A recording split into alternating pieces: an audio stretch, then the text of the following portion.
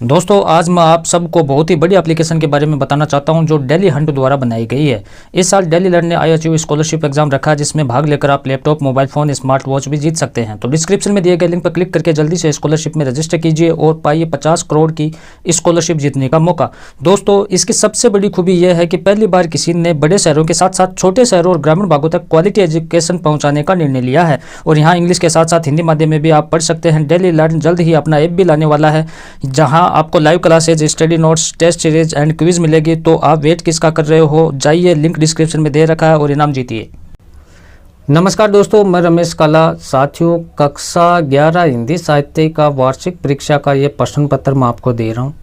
अंत तक इसको लास्ट तक बिल्कुल आराम से देख कर जाना है जिससे आप एक अच्छा स्कोर कर सको। एक ब्लॉग चैनल है हमारा, इस वीडियो के नीचे डिस्क्रिप्शन में उसका लिंक है, उस चैनल को भी आप सब्सक्राइब कर लें। वो भी आपसे संबंधित हैं, उनके वीडियो भी आप ज़रूर देखें, उस पर भी आप सपोर्ट करें। अब देखो पद्यांश से मैं शुरुआत कर रहा हूँ। पद्यांश कौन सा होगा वार्षिक परीक्षा का, तो थोड़ा सा समझें इसे।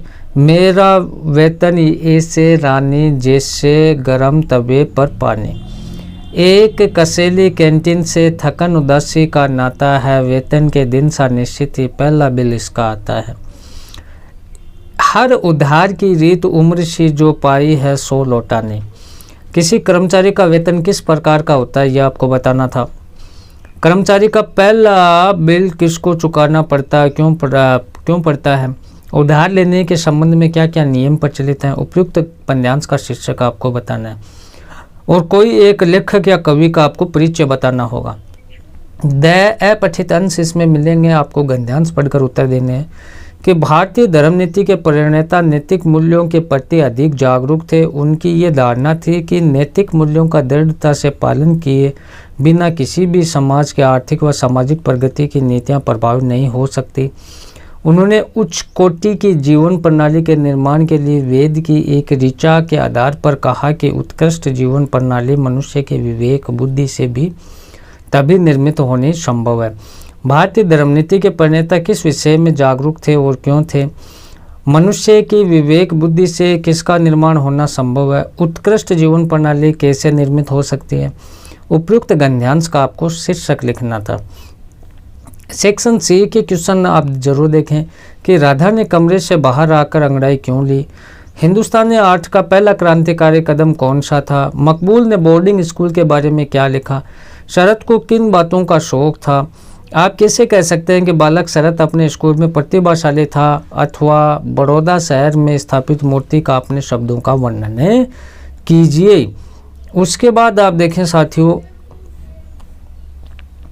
सेक्शन बी के क्वेश्चन में पहले आपको बता देता हूं, उसके बाद सेक्शन ए पर चलेंगे कि निम्नलिखित गद्यांश को पढ़कर आपको प्रश्नों के उत्तर इनको देना है कि विदेश्वरी चुप रही, धूप और तेज हो गई थी, छोटे आंगन के ऊपर आसमान में बादल के एक छोटे टुकड़े पाल की नावों की तरह तैर रहे थे। बाहर की गली से गुजरते हुए खड़खड़िया इक्के की आवाज़ आ रही थी और खटोले पर सोए बालक की सांस का खरखर शब्द सुनाई दे रहा था। आसमान में क्या दिख रहा था, गली में किसकी आवाज़ आ रही थी, खटोले पर किसकी आवाज़ आ रही थी, लेखक के अनुसार मौसम कैसा था।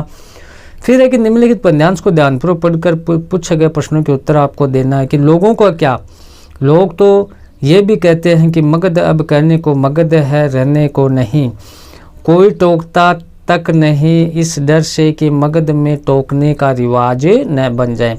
लोग क्या कहते हैं, मगध कहने को रहने को नहीं, कवि ने ऐसा क्यों कहा है, लोग टोकने लग जाएंगे तो क्या होगा, जनतंत्रीय व्यवस्था बने रहे इसके लिए क्या आवश्यक है। उसके बाद आप देखें कि भारतेंदु जी के अनुसार सब उन्नतियों का मूल क्या है, यह हमने देख लिया था।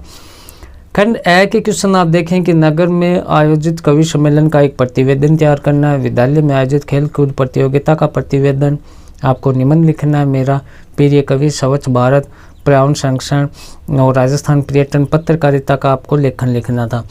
तो ये जो मैंने कुछ क्वेश्चन दिए इनको अच्छे से आपको तैयार करके जाना है साथियों। कुछ क्वेश्चन मैं आपको और बता देता हूँ कि भारतेंदु के अनुसार उन्नतियों का मूल है धर्म, धन, आत्मविश्वास, एकता। मेजिनी की पुस्तक के हस्ताक्षर थे। मुक्त बोध के अनुसार सबसे अधिक विनाशक क्या है? ज्योतिबा ने किस उपाधि को अस्वीकार किया? लेखक ने हरामखोरी बताया किसको? फिर देखेंगे लेखक ने अपने मित्र को भूतपूर्व नौजवान क्यों कहा? ईंट पकड़ने के लिए क्या क्या कार्य करने पड़ते हैं? गूंगे ने चमेली का हाथ क्यों पकड़ा? सिद्धेश्वरी की जगह आप होते तो क्या करते? तो साथियों, इस वीडियो को आप लाइक कर दें और डिस्क्रिप्शन में जिस चैनल का लिंक है उस चैनल को आप सब्सक्राइब कर लें। जो मैं आपको क्वेश्चन दे रहा हूँ इनको अच्छे से आप तैयार करके जाएं। धन्यवाद साथियों।